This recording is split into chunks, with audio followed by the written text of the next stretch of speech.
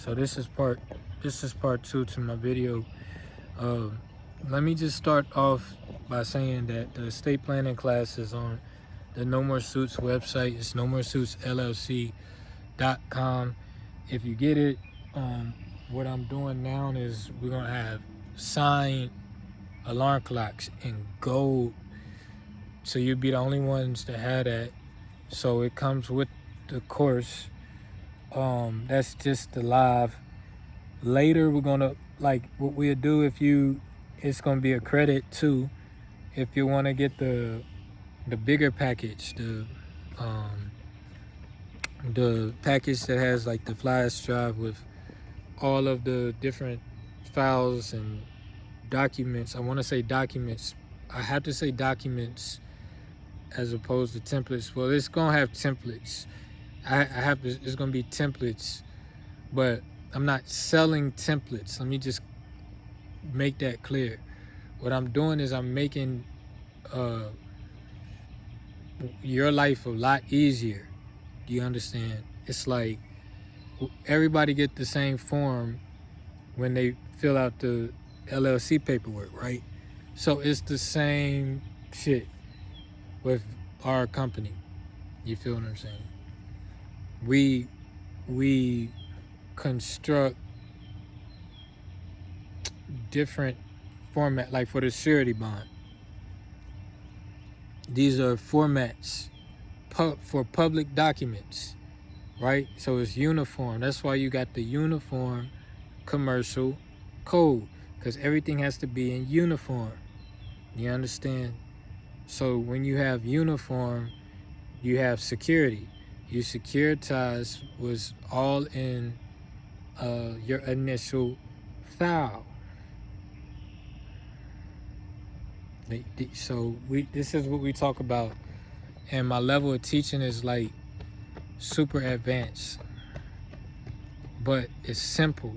That's the selling point. It's simple practices for super advanced curriculums, right? Like when like 10 years ago, I would not be able to teach you about trust and estate. 5 years ago, even 5 years ago, though I knew about the term, and I want to give Brother Polite his credit. Oh my God, I'm gonna give Brother Polite his credit. Brother Polite changed. He shifted the mindset of a lot of, I'm gonna say, of the young adults. And I'm gonna say young adults. I'm gonna categorize it young adults. So from ages 17 all the way to about 45. That was Brother Polite's target audience. And I don't know what he did in his private life. That has to go before a grand jury and trial. That has nothing to do with him sparking light into people like myself, life. You know what I'm saying? I give credit where credit is due. You see what I'm saying? And he came from directly from Dr. Malachi York. You know what I'm saying? So, like, I was able, because of Brother Polite, I was able to open my mindset when it came to trust, to like expand the philosophy, the etymology of trust. And when it comes to birth records, like, I was able to record my son and my daughter's birth records by hand. I was able to plant their placenta and root it into the trees because of Polite. And I just gave that to the earth, essentially. And going back to, like, in part one in the video, we were talking about work.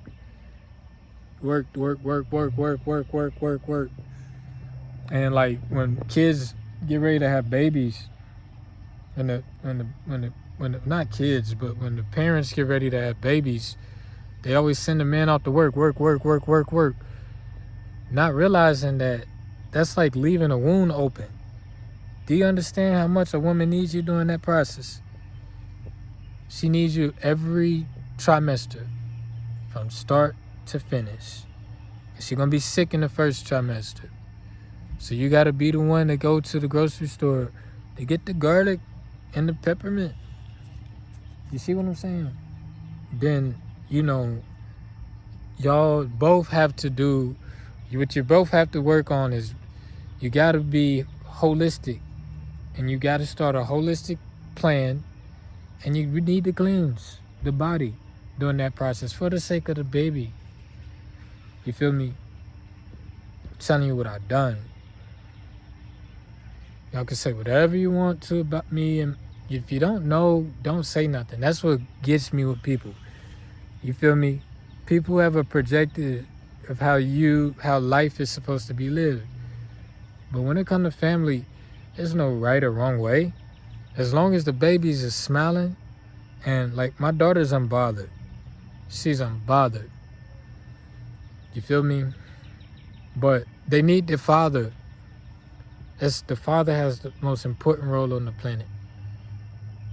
Because you are, like, anytime I'm away from my family, this is an ambassador. That's a diplomat. That's diplomacy. Because the goal is to stay in the house. You see what I'm saying? And so, it's tough out here to do that. It's the obstacle of life. So what I really aspire to do is lead people to build their own estates and have an abundance of land on your estate to where you can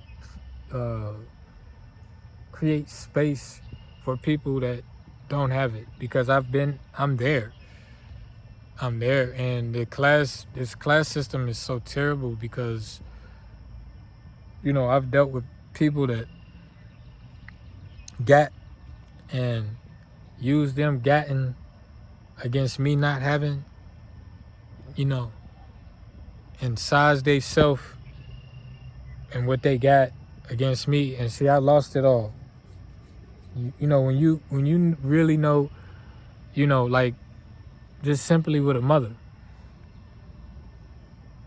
I've seen people who got, you feel me, and I don't got, but they, again, chapter 1 in my book, chapter 1 is written as the story of me and my mother. It's the unforeseen. And you just read that gospel. That's a gospel. That's anytime you can see something that nobody else can see and everybody else would doubt and speak out against, and you see it manifest, that's a gospel. It's like, because you had to endure, you preparing for what you saw. And in the midst of that, nobody else is preparing because they don't see it how Noah saw it. You feel what I'm saying? Only it's a few people. And those are the people that you keep around you for the rest of your life. Those people who, though what you explain to them is not in the physical, they see how you explained it and how serious you are, and they take that to the next level. Those are the people that you got to keep with you. Those are the warriors. Those are warriors. That's trust. So you can't, Jesus was a nomad. They loved Jesus so much, but Jesus never owned anything. He just dwelt places that was in his dominions, just like we're dwelling in different places in our dominions freely. You see what I'm saying? That was who y'all worship. Do you know I was at the barbershop and the pastor for Ebenezer and Happy Hill was there. From the same Stewart, we get our cut. From the same Stewart. You see what I'm saying? For 20 years, the same Stewart, right? And you know, this was around Easter, and he said, of 2023, he said, you know what Christ looked like? I said, what do he look like, OG? He said, look in the mirror right there.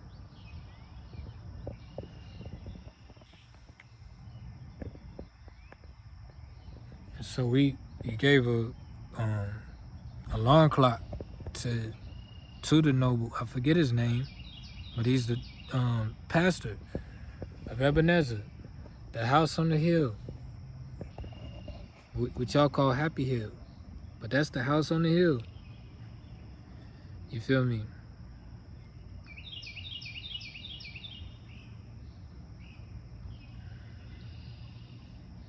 So, you know, this is just the life of an author is what we're gonna call it. Call this part 2, the life of an author. So yeah, like as authors, you gotta you have your few thing. I wanna be. They said Michael Jackson was a king business person. So I wanna talk business, the business side of a writer, author, how you do it. You're gonna have to drive a lot. So you're gonna need, because you gotta get from place to place. So your fuel is a write-off. When you travel, I've traveled all through the country. So all that fuel is a write-off. Any idea, any enterprise or network function that you start, all of that is limited partnerships in a separate column that flows to the same creek. So, and this is what the estate is all about. This is all a part of your estate.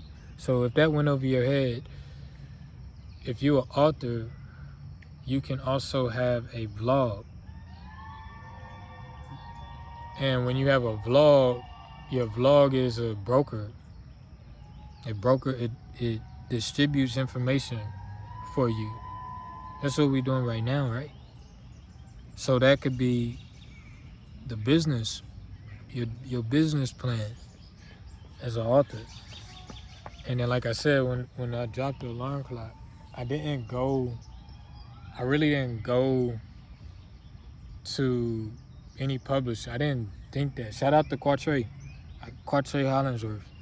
I gotta give him his credit, because again, like I said, I'm a gangster. So gangsters do gangster shit. You know what I'm saying? And it's like a gangster man and shit. So with Quartre, and shout out to Kelsey Okoro, you feel me? Because those, they showed me, this is how you produce a book. It's that simple. So they showed me I can't think of the sister name that put me on to the trucking game. She's like, this is how it worked.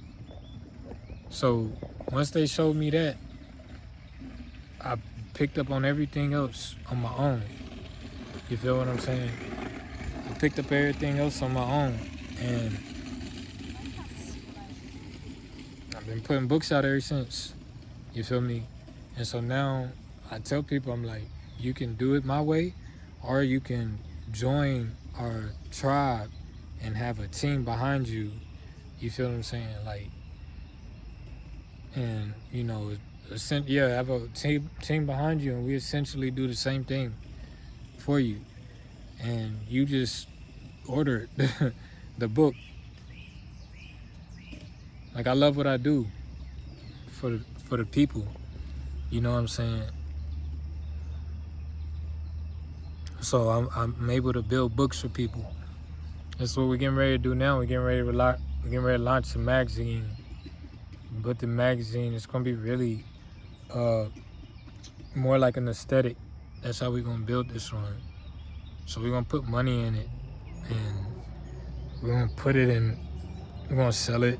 Our target audience is gonna be apartment complexes. So um, that's what we're getting ready to do. Like that, and it's like it's gonna make people think, because you got libraries. Libraries have budgets, so they purchase. You feel? So this is what we want to. This is what we're creating. You're creating for our people. This is what you call shared equity. You share your equity. We share the equity.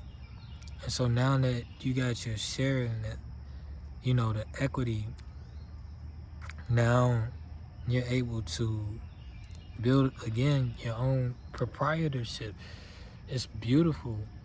It's really beautiful what we do at No More Suits.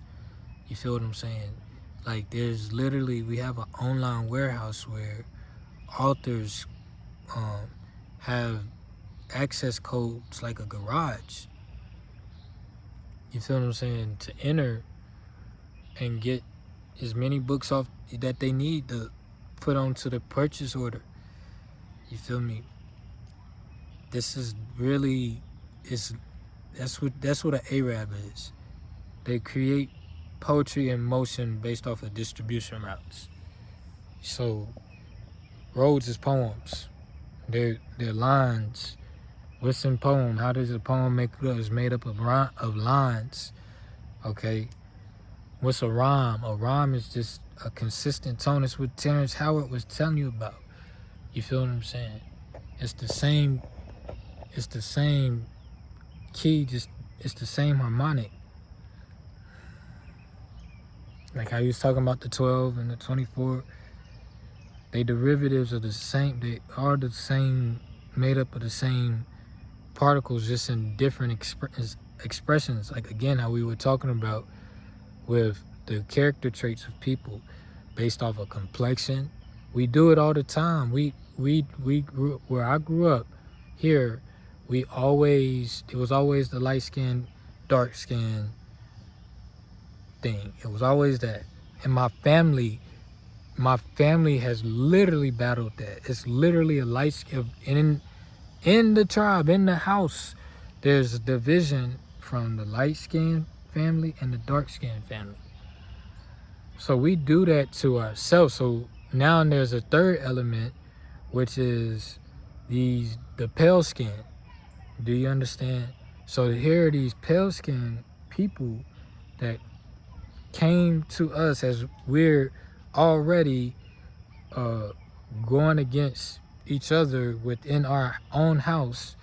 And here come the pale skin, and you got one set that's don't fuck with them at all, and you have another set that is friendly with them. And the set that don't fuck with them at all is forced to be around them because the other set that is around is friendly with them. Do you understand this? It's chaos. It's complete chaos. And that's what's been, our people have been really battling for a long time. But we have to understand that we was arguing in the house that our great-grandfather and great-grandmother inherited and built. But we don't realize that when we get upset and we're throwing plates in the house, we don't realize that those plates has been in the family for over 50, 60 years. You feel what I'm saying? And the house has been there for over 1,000 years. Do you get it? So what has plagued our people is we look at the pale skinned people and we say, oh, it's their fault. But it's not their fault. They were essentially escaping the same socialism too. You see what I'm saying?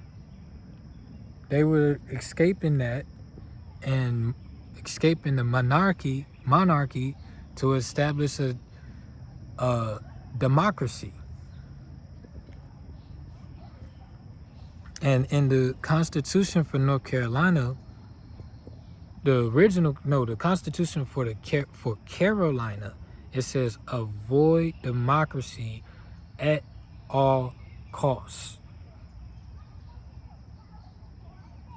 And the same people that law was written for is the same people who went and established a democracy that y'all call the United States today. Now, El-Hajj Malik El-Sabaz, commonly known as Malcolm X, stated that a democracy is a demon crisis.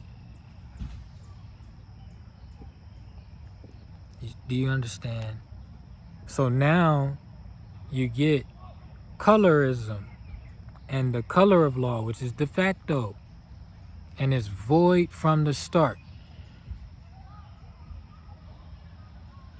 Do you understand? So any like contract that they say, okay, they're doing this to get black supporters, but what they're doing actually benefits you, who, you see what I'm saying, and your enterprise. It benefits you, but then they say they're doing it for the black agenda to get black votes, but you wasn't even thinking about that, and nor did you ever have a contract, etc. with that party that said that. And that was never what the deal was. Do you understand? That wasn't written in the contract. So that's a de facto argument or statement. It's inaccurate. Yeah. So from the beginning of times, you always had the press. Now the press is the most powerful tool that people have to understand. The press is extremely important and valuable because this is how small families became large families, because these were the only families that were in the columns. This is why you have temples that's built with columns. You understand? Because it's size and measure. It can be sized and measured and transferred. Energy is transferred. So that energy from the columns and the limestone is transferred to the press. Literally, it's called the press because you used to have to press onto the sheepskin or the papyri, right, in order for things to go into distribution.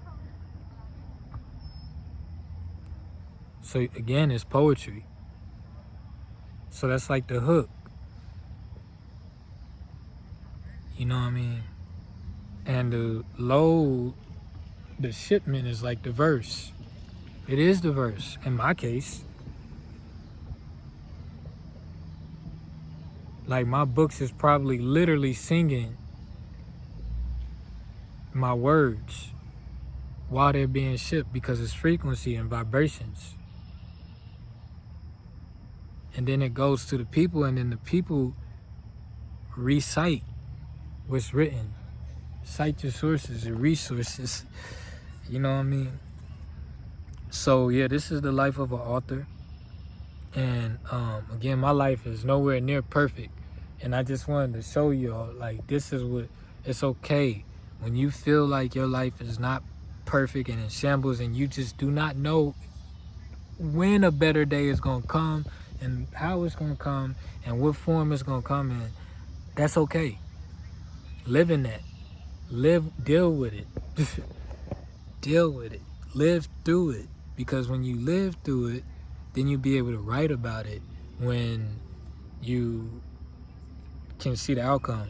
And that's the beauty. Like, I don't want to know. Like, I know that they have astrologists out here that can predict when you're going to die and everything like that. I don't want to know. I don't want to know the good that's going to happen. I don't want to know the bad. You see what I'm saying? I just want to balance my life by just knowing that I'm giving my all to the planet, and everything that I do while I'm a living vessel is like, if I go right now in this moment, I'm happy. You feel what I'm saying? Like, if that was just a transitional period and I'm on the other side now and looking back from my life from that dash, I'm content with everything I accepted for value. All that I did, all that I accumulated, and all that is resuscitated into the universe, and that's going to live on past, past my life, in this vessel. Do you understand? So that's it saved my life being a writer, because if I didn't understand that principle, then I wouldn't be a good writer, because technically you're not writing to dead people. You writing to people like I'm about to have a grandniece. I'm writing to my grandniece. I got a grandnephew. I'm writing to my grandnephew. I got 4 total grandnieces and nephews. Actually, 5.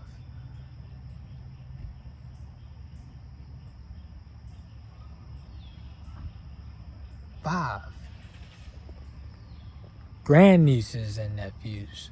And I haven't even broke 30 yet. So when, going back to, the whole go work for somebody. Do you know I'm working for my whole tribe?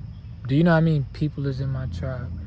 If we were living in biblical times and everybody wasn't working and everybody had to live off the land, and this is our land, this place would be full just like how it is right now. People, family members just walking down the road, you know what I'm saying? Family over there dancing, you know what I mean? Like, you got family doing videos like how I'm doing. That's how our people do, you feel what I'm saying? And that's how it would be. So we would have a large estate if all of our family lived on my family. It literally would be a tribe. It literally would be a tribe. And it's a tribe because